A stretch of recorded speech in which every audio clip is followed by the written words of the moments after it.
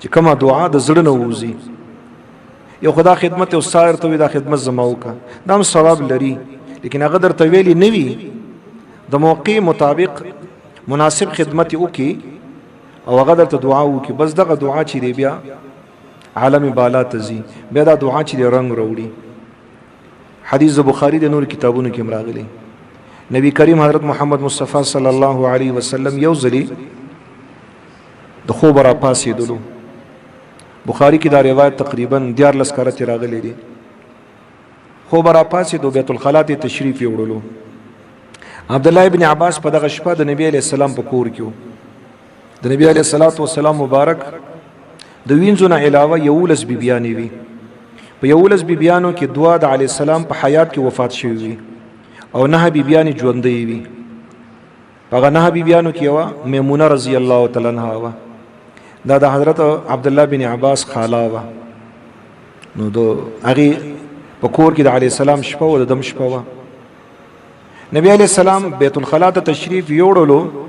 حضرت عبد الله بن عباس رضی الله تعالی عنہ را پاسېدلو، لوټۍ د اوبو نه ډکه کړله، د بیت الخلا نه بار کېښوده چې زما استاذ محترم نبی کریم صلی الله علیه وسلم به بار راځي، نو داغه به د اوبو ضرورت وي او داس بور باندې وکي.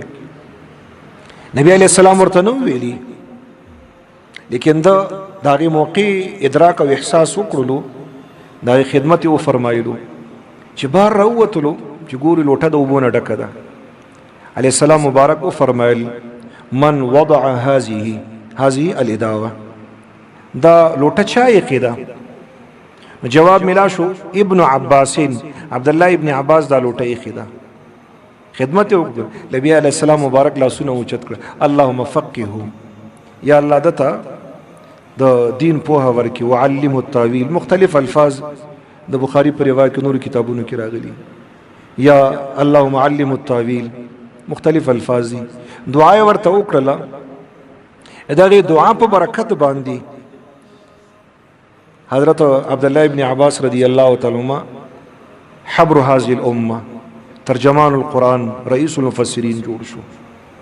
امام بخاری رحمت الله علیه په کتاب العلم کې چې کوم ابواب قائم کړي دي، داغي عجیب ربط دی، بیا ان شاء الله ملګرو ته وایو. داغي ترتیب دا دی، اول امام بخاری رحمت الله علیه د علم فضیلت بیان کړي، بیا د علم حاصلولو طریقې بیان کړي دي چې دا طریقې به اختیار کې علم برازي درته. بیا ورپسې حضرت امام بخاری د عمل خبره کوي چې عمل بم کوي. بیا ور سره باب قائمي چې د استاد نه دعا بم اخلي، خدمت بم کوي. دا بخاری شریف کې به تراشي او ان شاء الله ولذي چې من کې دا جذبه وي، نو الله تعالی به دا ټول صفات من کې موجود کی او الله دې موجود کی.